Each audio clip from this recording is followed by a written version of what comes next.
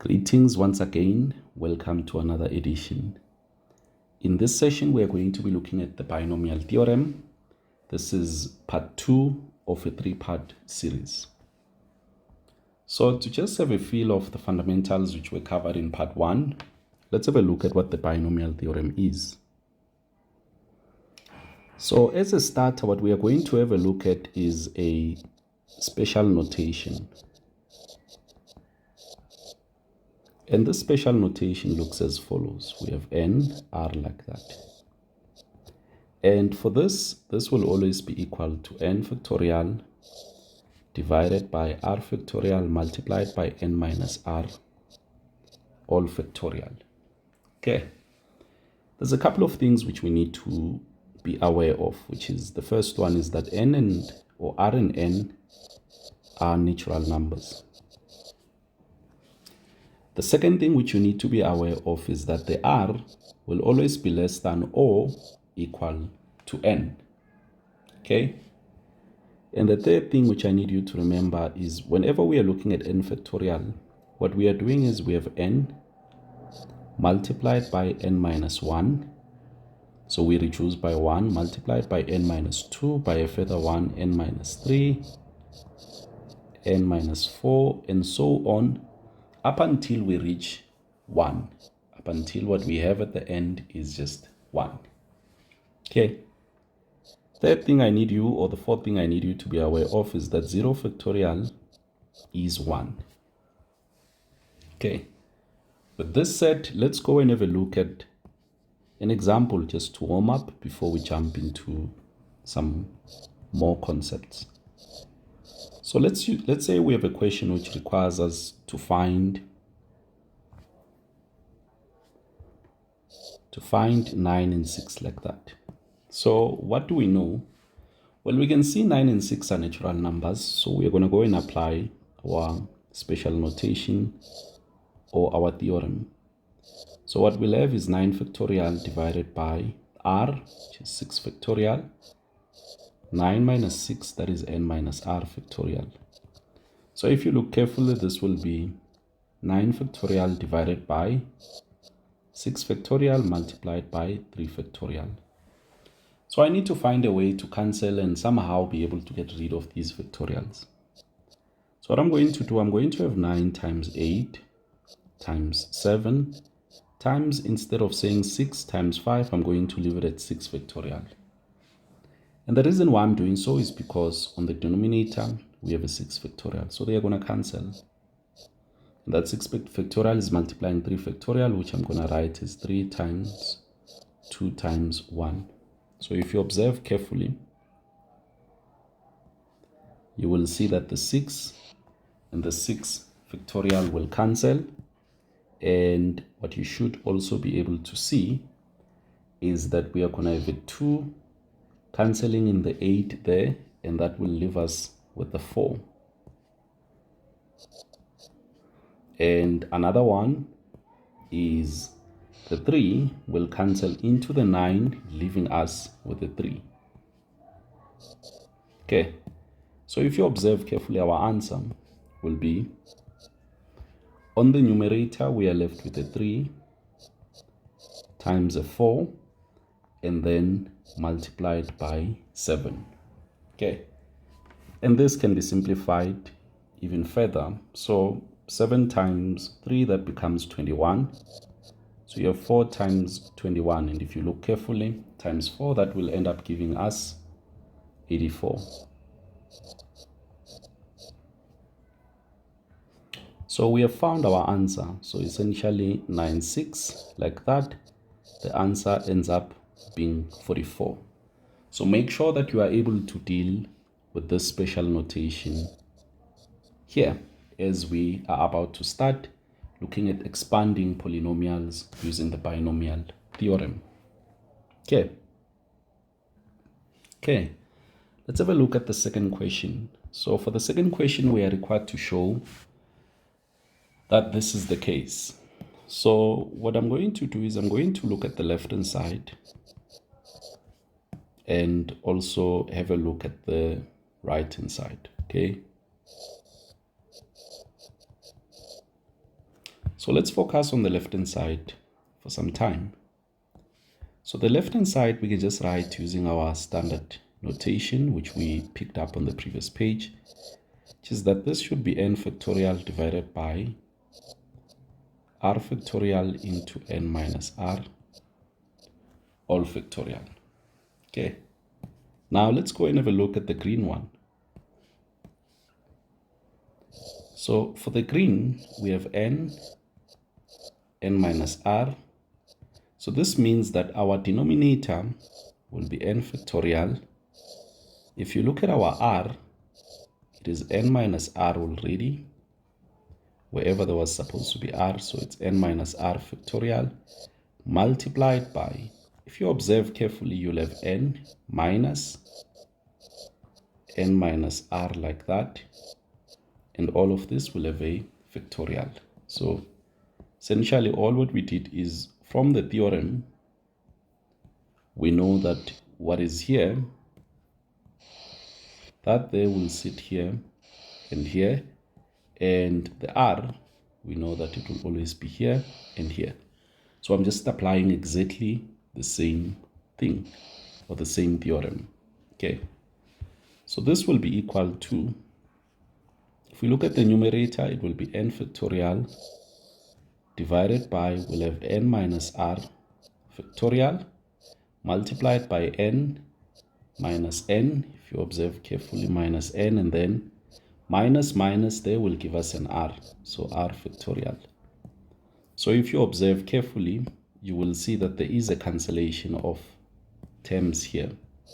So that term and that term, they cancel. So essentially our expression ends up becoming n factorial divided by n minus r factorial multiplied by r factorial.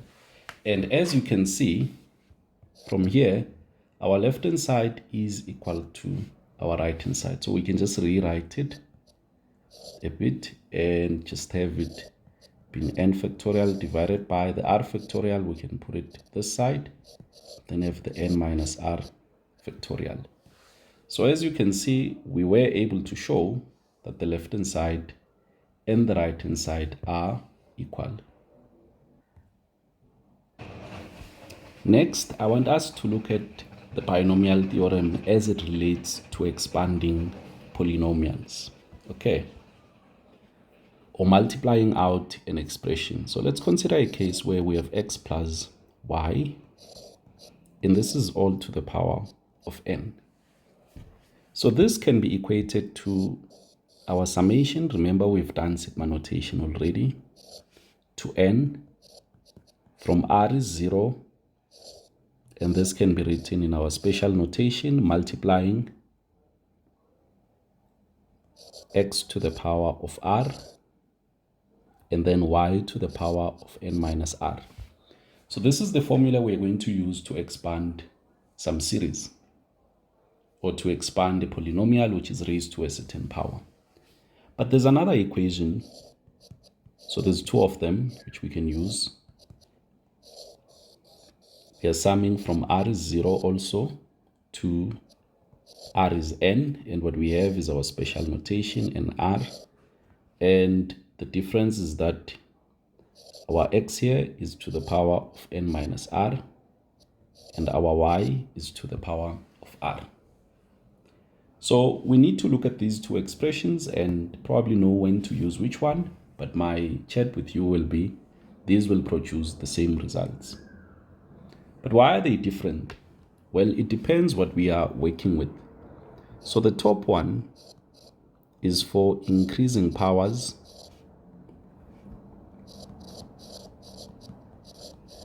It is for increasing powers of x. So, and then the bottom one will be for increasing powers of y. Okay. But most of the time we know that our expressions will just be increasing in powers of x. So we will prefer the top one more than the bottom one. So this top one here, I will say to you, for the purposes of this session, it is more preferred.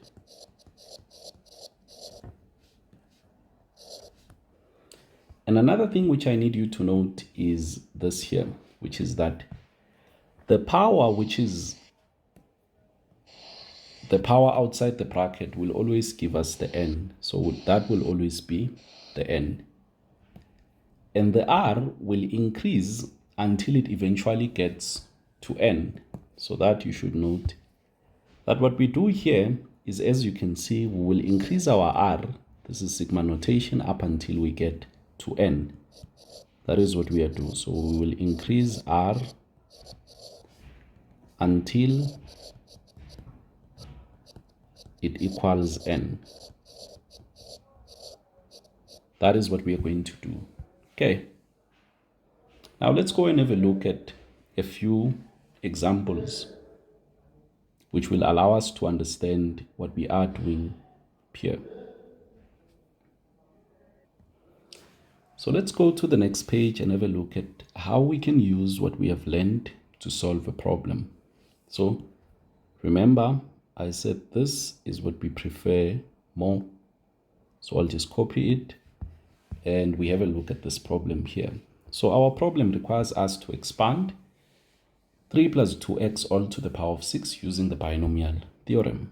So let's paste that and see. So if you observe carefully, what we essentially have above here is the form of x plus y all to the power of n. So what I want you to do is to identify x and y.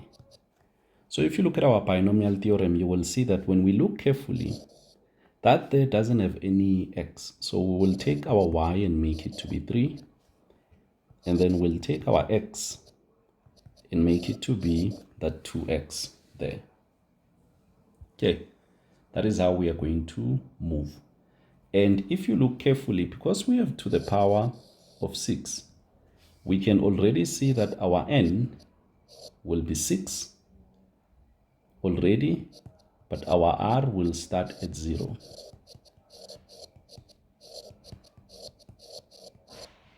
Okay, so our r will start at 0, so meaning we'll have x to the power of 0. So if you observe carefully using the theorem, what this means is that our 3 plus 2x all to the power of 6 will be, remember our r starts from 0. So it means we are going to have, if you look carefully, n is 6, so we'll have 0 like that, and then x to the power of, remember what our x is 2x to the power of 0 multiplied by our y to the power of n minus r. So our y, if you look carefully, is 3. N minus r will be 6 minus 0, which will be 6. Okay, plus, let's go to the next term. We'll have a 6. We are now making the r to be 1. Remember, our r will increase until it reaches n. Okay, so maybe let's start by writing this in a general form before I go and expand it. So what you will see is that our r will start from 0 up until n. And what we are going to have is 6 r, because we change with r. So our r there, or our n, is 6. And then multiplied by our x is the part that always has x. Okay, so that will be 2x to the power of r. So r will change, we should not put it in there. Then times y to the power of n minus r. Okay, so our y is 3, and then our n is known, it is 6 minus r. So we'll just increase our r up until we get to 6. Okay, so let's go ahead and do so. So we'll start with r is 0. So this means we'll have 6, 0 like that, multiplied by 2x to the power of 0, multiplied by our y is 3. So it will be 3 to the power of 6, plus we are going to r is 1. So it will be 6, 1. And then 2x to the power of 1. And then 3 to the power of, remember, it's 6 minus r. So 6 minus 1, that will be a 5. Okay. And plus we go up. We have 6 and 2. and then we have 2x. So remember, we now put in our r, which is 2, multiplied by our 3. So it will be 6 minus 2. So 6 minus 2 will give us a 4. Then plus 6 and 3 multiplied by 2x. We now have 6 minus 3, which will be 3, multiplied by y to the power of 6 minus 3, which will give us a 3. Then we go on to the next one, 6 and 4. So our r is 4. This will be 2 to the x to the power of 4. Then we'll have 3 to the power of 6 minus 4, which will be 2, plus we'll have 6 and 5. And then 2x to the power of r, which is 5, multiplied by 3 to the power of 6 minus 5, that will give us a 1. And then plus 6 and 6, multiplied by 2x to the power of 6, multiplied by 3 to the power of 6 minus 6, this will be 0. Okay, that is how our expansion is going to work. So we can now go ahead and focus on these portions here, the 6, what you would call 0 and whatnot. So I'll focus on them. So if you look carefully, 6, 0, what it will be, 6 factorial divided by 0 factorial into 6 minus 0 factorial. So if you look at this, you will end up having 6 factorial divided by 6 factorial, because 0 factorial is 1, so this ends up being 1. Okay, so I've done the first part. Now I need to go for number 2. Okay, so, or which is that one. So I need to do 6, 1. So this will be 6 factorial divided by 1 factorial into 6 minus 1 factorial.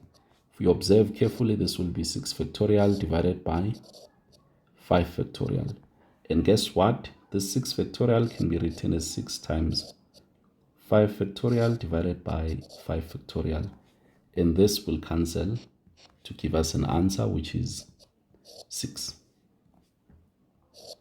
So I now know when I go back and plug in there, I will just put 6 in space of that. We go to the next one, which is 6 and 2. So this will be 6 factorial divided by 2 factorial multiplied by, remember our formula will be n minus r. So that means we'll have 4 factorial like that.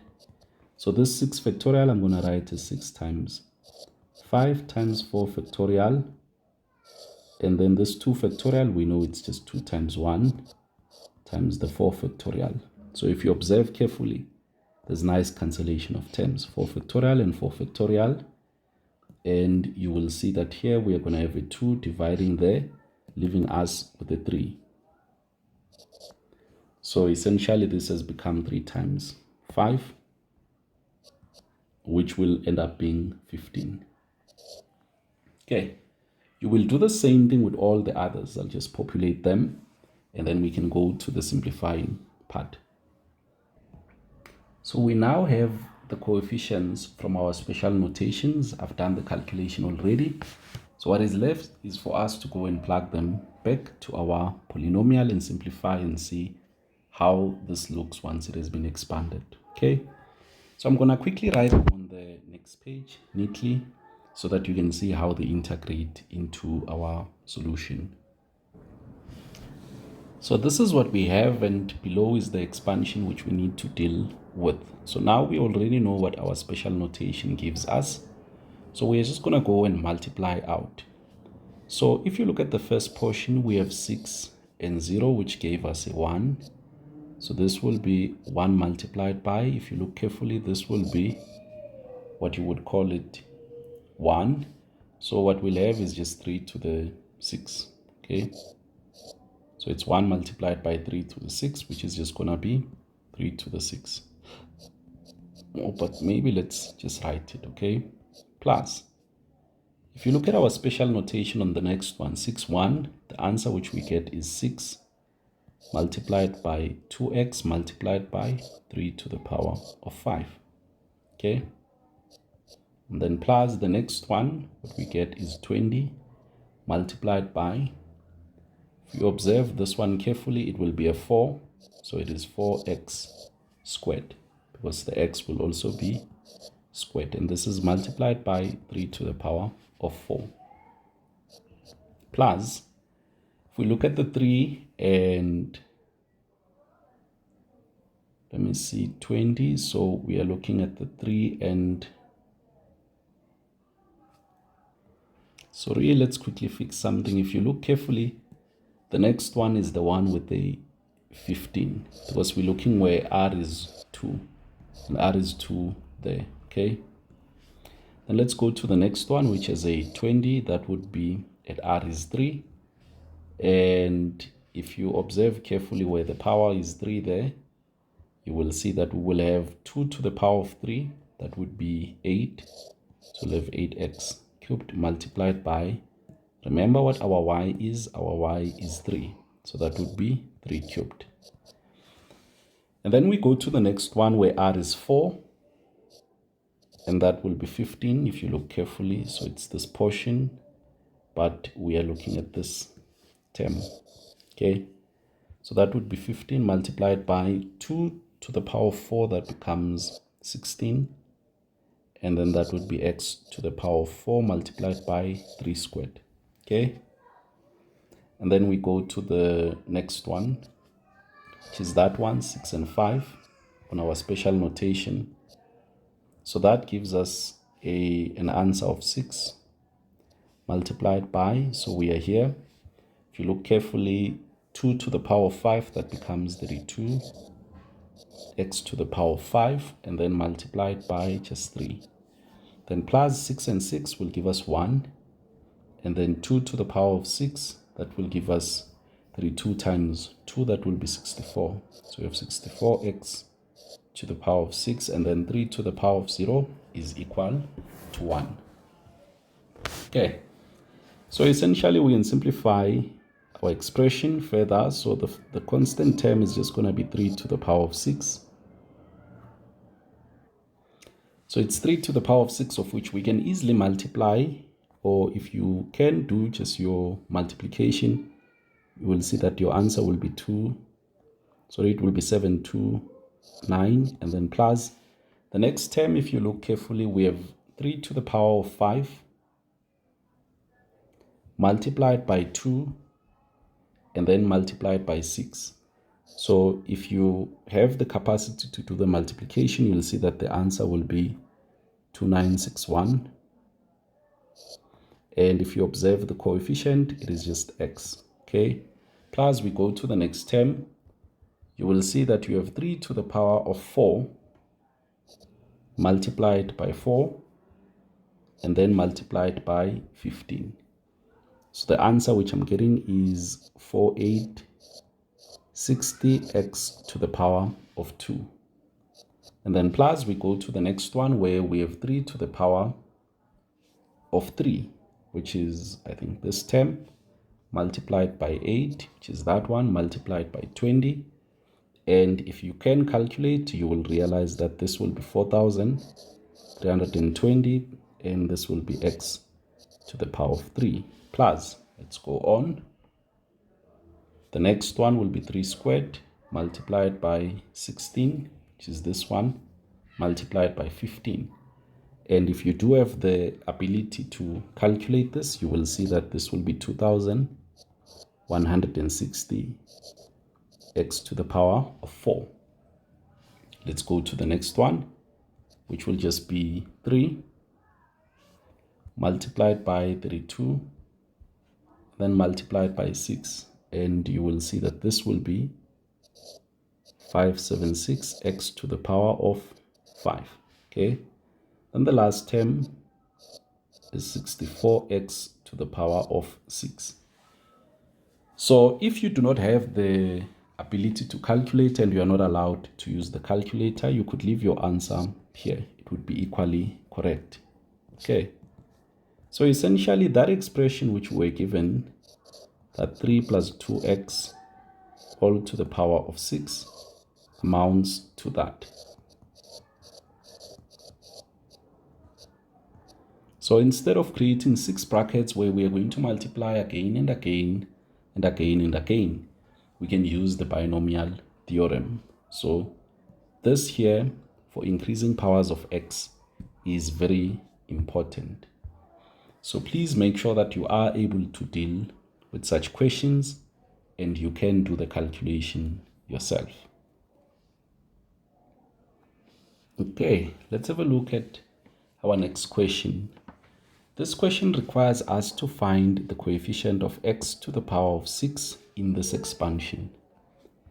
So essentially what they are asking us is, after doing the expansion, what is the number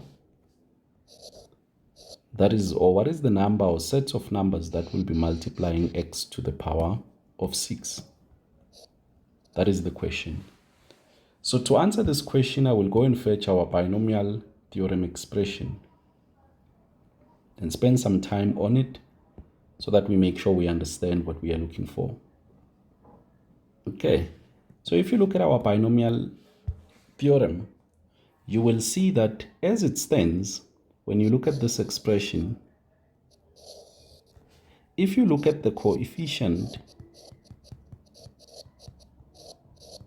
of x to the power of r, that coefficient, all what it is it's just whatever which will be multiplying x to the power of r. So essentially it is nr like that, multiplied by, if you look carefully, the y to the power of n minus r. That will be the coefficient of x, r. Okay, x, yes, x to the power of r. So when we look at our problem, you will see that our y should be the constant number 2, and our x should be the 3x.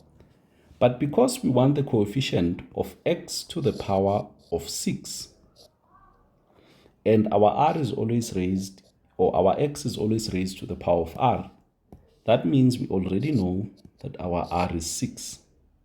I hope that makes sense. Because we are looking for x to the power of 6, and we know that our x is just related to 3x. If you put a 6 here, that is how you're going to find the coefficient of 6. So that means r is 6. But when we look carefully, we can easily see what the n is. So our n, which always sits there, is 9.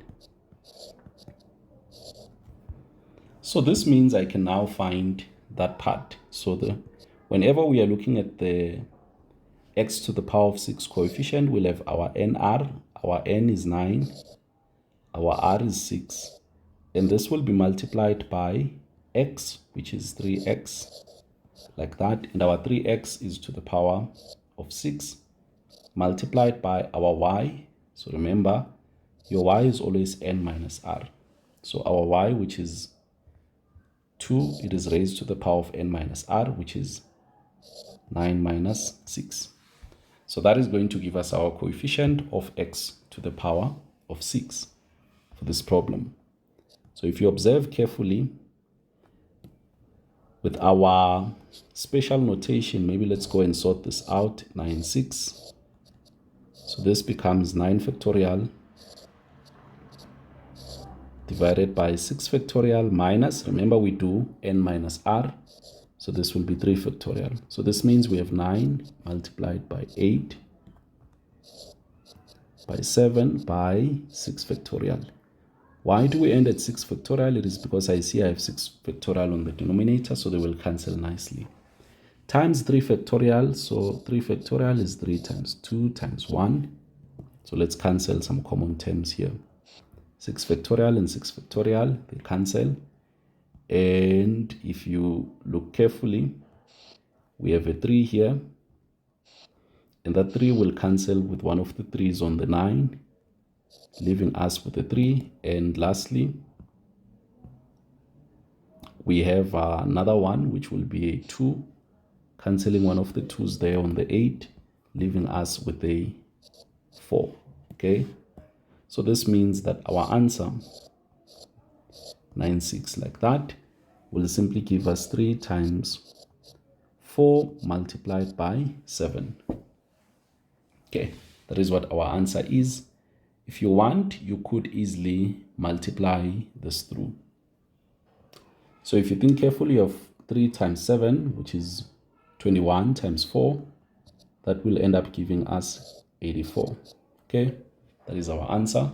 So we can now go ahead and plug back. So we have 84 multiplied by 3 to the 6,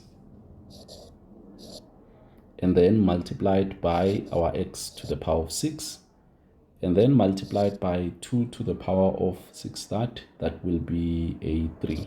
Okay, so if you observe carefully, our coefficient of x to the power of 6 is these numbers. So it is 84 multiplied by 3 to the power of 6 multiplied by 2 to the power of 8. I can easily find 2 to the power of 3, sorry, I can easily find that becomes 8. And this is multiplying x to the power of 6. If you observe carefully, this here, these numbers are the coefficient of x to the power of 6. That is what we have. So the coefficient for x to the power of 6 are those numbers. 84 multiplied by 3 to the 6 multiplied by 8. This is what they were expecting you to do. And if I do make any mistakes, please feel free to correct the mistake. Okay, let's have a look at another example. Next, let's have a look at this question where we are required to find the expansion, or where we are required to find the coefficient of x squared in this expansion. So remember something important, which is that x plus y all to the power of n is given by this expression r x to the power of r, then multiplied by y to the n minus r. So when we look at this expression, which we have here, you can see that our y happens to be a constant, which is 4. So our x, which depends on x, will be negative x over 3. So if I want this x to somehow be raised to the power of 2, it means that I need to choose my r to be 2. So my r should be 2. Our n is given. So your n, which sits there, is always given. So our n is 5. So it means for this question here, all what I need to do is put in my n, which is 5, put in my r, which is 2, put in my x, which is negative x over 3, all squared, put in my y, which is 4 to the power of n minus r, that is 5 minus 2, which is 3. Okay, so if you observe carefully, I'm just going to focus on this one, 5, 2. This will be 5 factorial divided by 2 factorial multiplied by 3 factorial. So this 5 can be written as 2 times 4 times 3 factorial divided by 2 factorial is 2 times 1 times 3 factorial. So if you observe carefully, you have a nice cancellation of terms. And this 2 cancels there in the 4, leaving us with the 2. So essentially we now have 5 times 2, which happens to be 10. So what this means is that we will now have a 10 multiplied by x squared divided by, so the negative will be squared, it will be a positive, divided by 9 multiplied by 4 to the power of 3. Okay. And in fact, this 4 to the power of 3, we can just rewrite as, if you observe, 64. Okay. So this will end up being 640 divided by 9 multiplied by x to the power of 2. So if you observe carefully, you will now see the coefficient of x to the power of 2. So if you observe carefully, we have found our answer. That portion there is what we are looking for. It is the coefficient of x to the power of 2 in this expansion. And if they're looking for a coefficient of x to the power of 3, you take a similar approach, x to the power of 4 and so on. Let's have a look at the last example.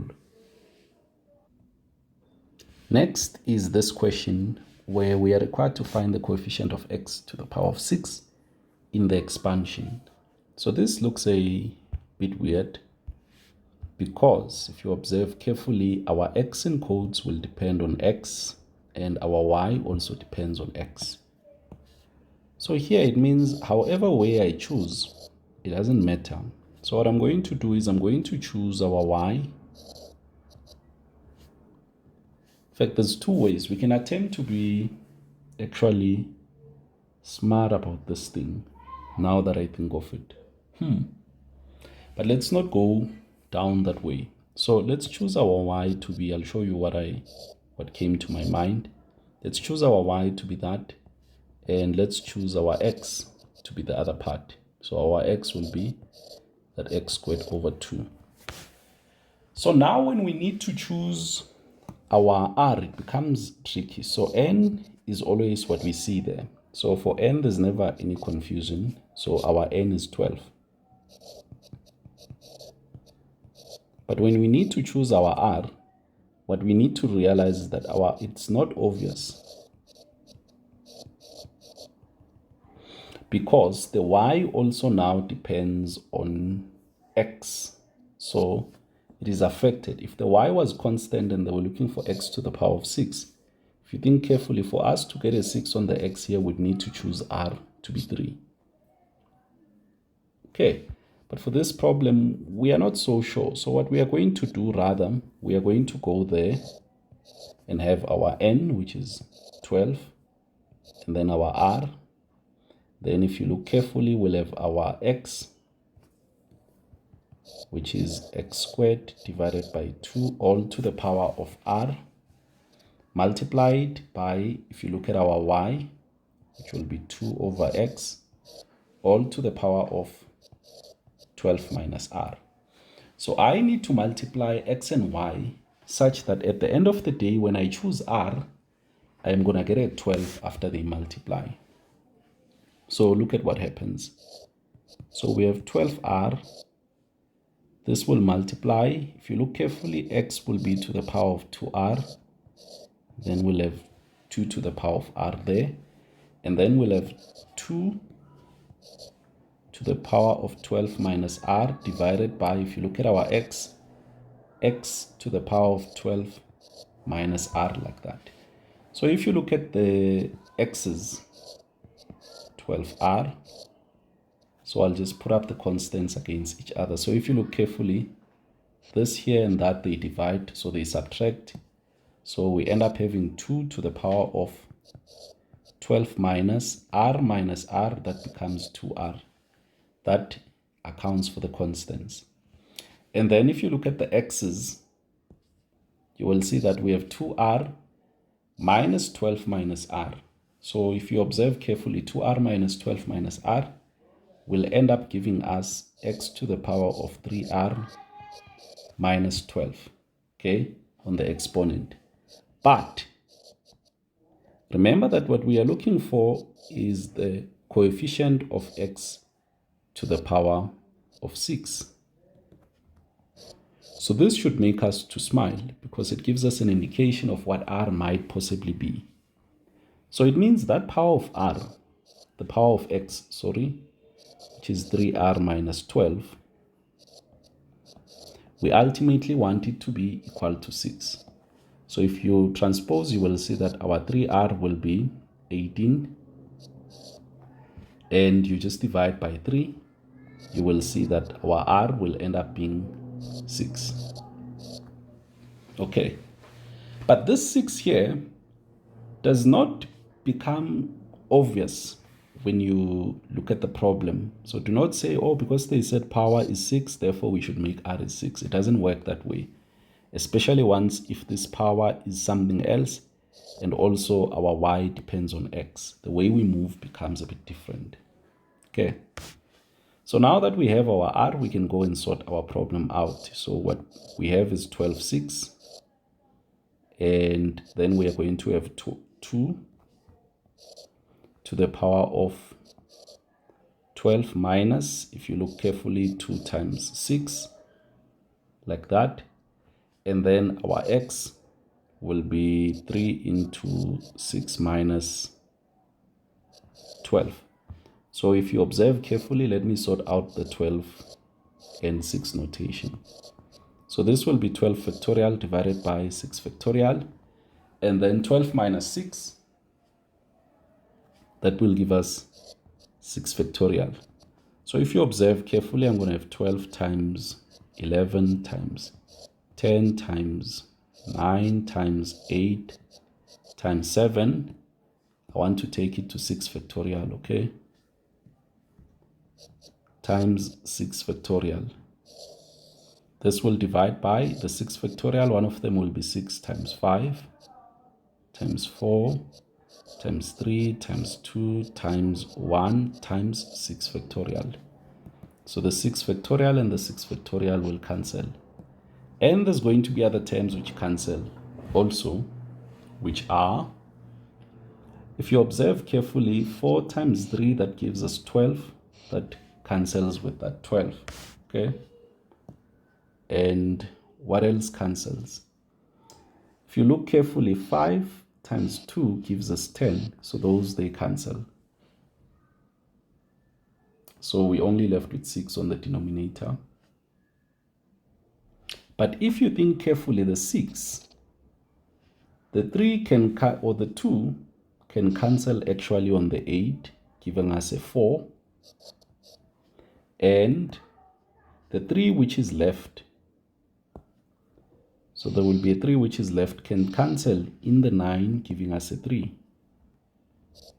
Like that. So essentially what we now have is that 12, 6 is going to give us 11 multiplied by 3, multiplied by 4, multiplied by 7. Okay. That is what we end up having. And if you observe carefully, the other part then, this will be just 12 minus 12, so that will be 0. So if you observe carefully, it means that our coefficient will be 11 times 3, which maybe I should combine that 11 times 7 to be 77, multiplied by 3 times 4. That is very easy. It becomes 12. Multiplied by x to the power of 6. So if you observe carefully, this here becomes our coefficient of x to the power of 6. So be aware of cases where the y will depend on the x, and also the x in quotes will depend on the x. So you will need to find the r differently by combining the x and making sure that its exponent becomes exactly what you are looking for. So I was looking that x is an exponent of 6. So once I got there, I knew that I needed to make the exponent to be 6, which is what I did here, and solved for r. Okay, that is how that is going to work. So the coefficient of x to the power of 6 is 77 by 12. Okay, let's have a look at this problem, which is going to be our ending problem. So if you look carefully, we are required to find the coefficient of x to the power of 6. And interestingly, we have two brackets multiplying each other. So for such problems, you need to think about them a bit carefully. So let's look at the red bracket, and also let's look at the blue bracket. So to solve this problem, you actually have a couple of options. So it's not just a problem where you can just, just solve it and, all things become okay. So the options are, if we look at the red bracket, what we can do is we can look for the coefficient of x to the power of 2 on the red bracket, and this will multiply On the blue bracket, we will need to find the coefficient of x to the power of 4. That is option 1, which we can potentially adopt. So this might work. And then to find the complete answer, remember there's also a constant which will be multiplying that side. So it will be plus the constant, which would be 1, multiplying the coefficient of x to the power of 6. So essentially, maybe let me just say, so because there's so many combinations, okay? So on the red bracket, you could also have the coefficient of x to the power of 0.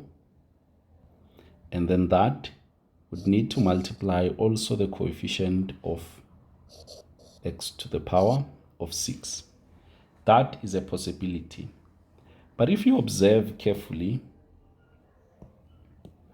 there is also, once you multiply out here, because remember on the red bracket you will have x to the power of 0, x to the power of 1, and to the power of 2.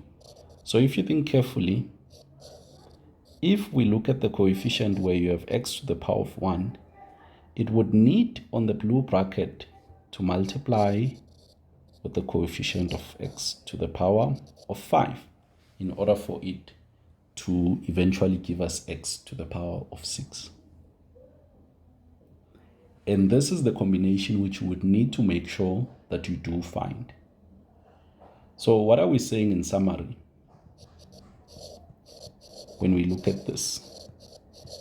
So in summary, when we look at the blue, for the blue, we need to find the coefficient of x to the power of 4. We need to find the coefficient of x to the power of 5. And we need to find the coefficient of x to the power of 6.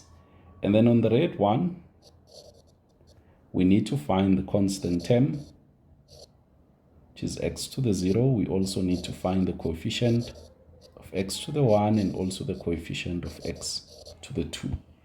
So once you find them, you put them as I put them in this equation here, and you should be okay. How did I figure this equation out? It is all just thinking about foiling. Okay, it is all thinking about foiling. So you should be able to easily work this problem out, because in this video you have learned how to find the coefficient of x to the power of 4. When you are looking at the blue, that should be very easy because your x is x and your y is 2.